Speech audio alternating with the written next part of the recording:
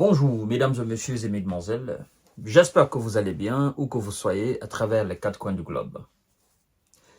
Ce matin, il y a une nouvelle qui n'est pas rassurante du côté de monsieur Benyamin. C'est la vérité. Ça se passe dans le nord de Gaza.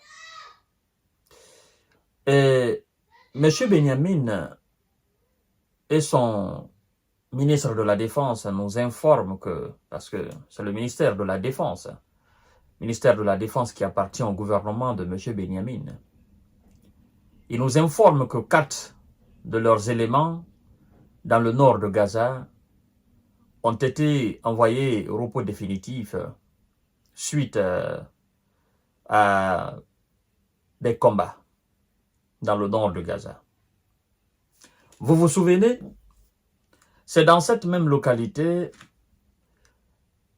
l'un des colonels, commandant de la 104e brigade blindée de M. Benyamin, a aussi été envoyé au repos définitif.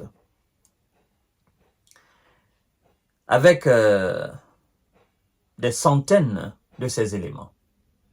Parce que je ne dirais pas des dizaines, je dirais plutôt des centaines de ces éléments. Parce qu'ils nous ont dit que le colonel a été envoyé au repos éternel et au repos définitif et que il a eu des officiers aussi, des officiers cette fois-ci qui n'ont pas été envoyés au repos définitif, mais qui ont été envoyés au repos léger. Repos léger, donc à l'infirmerie. Et les soldats subalternes qui accompagnaient le colonel sur le terrain, savez-vous qu'il y a eu des centaines qui ont été envoyés au repos définitif au même titre que le colonel? Je parle de la 401e brigade blindée de l'armée israélienne.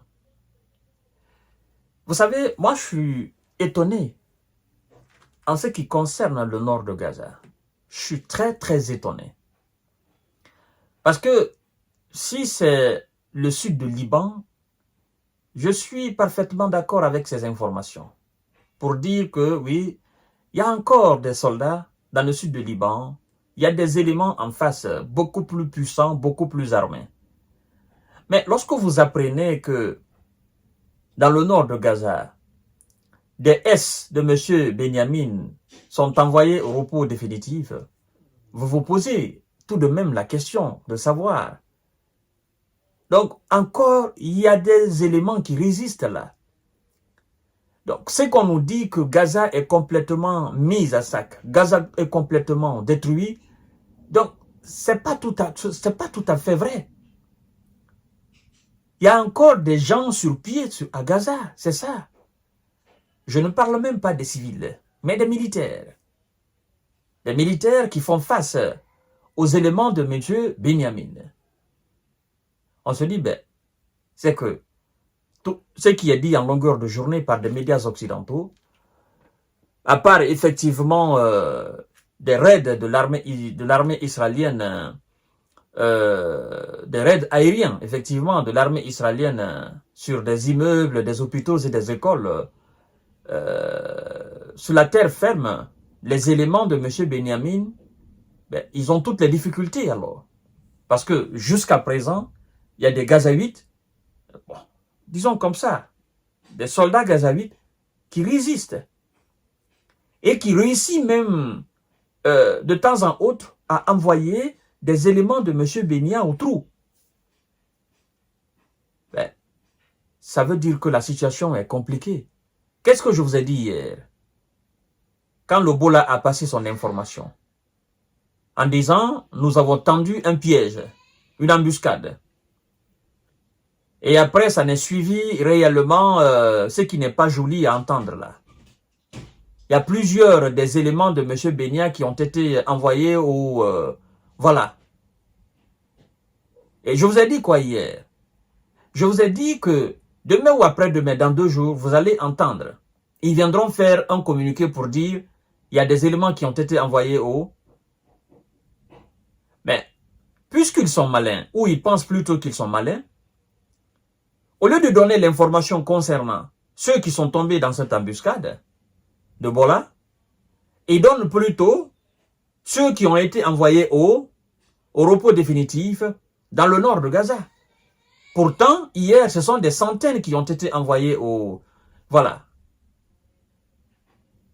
Mesdames et messieurs, la situation est complexe et compliquée pour M. Benyamin.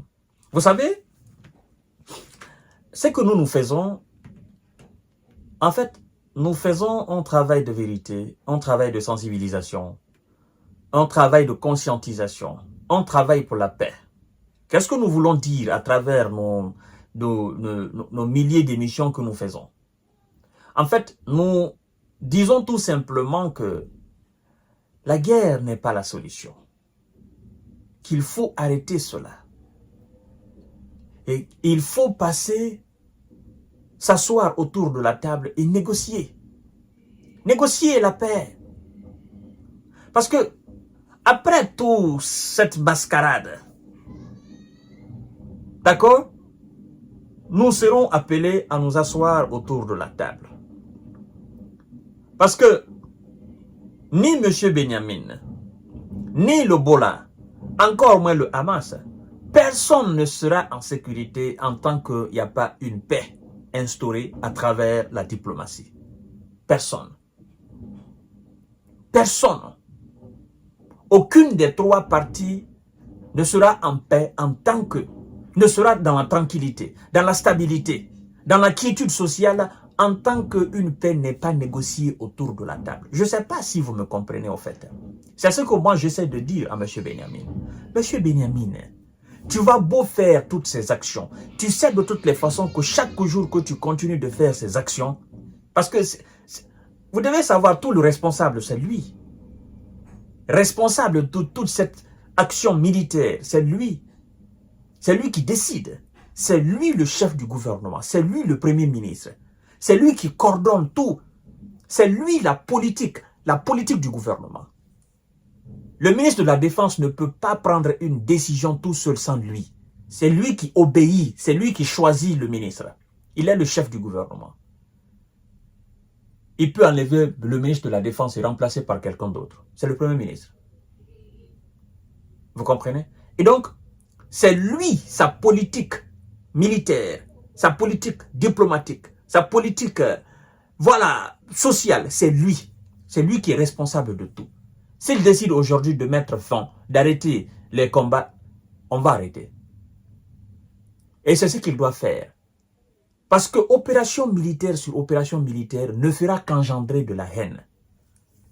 Et ça, c'est pas bon pour lui, c'est pas bon pour son peuple. Ni en Israël, mais aussi ailleurs dans le monde entier. Ça crée du dégoût, du rejet. Ils sont regardés avec les mauvais yeux partout dans le monde entier. Ça, c'est pas une bonne image d'un peuple. C'est ça la vérité. Et pour changer ce paradigme, il faut la paix. Il faut la diplomatie. Il faut surtout ça, la paix. Tu ne peux pas dominer les gens. Cette époque est révolue. Même ceux qui ont essayé ça par le passé, dans l'époque des empires, là, ils n'ont pas réussi. Parce qu'après, les peuples se sont reconstruits. Et ces peuples-là sont devenus plus forts. Ces peuples se sont vengés. C'est ça. Quel que soit le temps, ce peuple va se reconstruire. Si la diplomatie, si la paix n'est pas instaurée, ce peuple va se reconstruire. Et ce peuple deviendra encore plus fort et plus fort. Et quand les choses auront changé, ça va être très, très, très, très compliqué. Pour alors les descendants de M. Benyamin. Et pour éviter ça, demain, un avenir très compliqué pour ses descendants, il faut qu'il le fasse dès maintenant. Sinon, ce n'est pas bon pour lui. Je vous donne rendez-vous tout à l'heure pour notre série d'informations décortiquage. Partagez la vidéo dans tous les groupes aussi. Nous voulons la paix, c'est aussi simple que ça.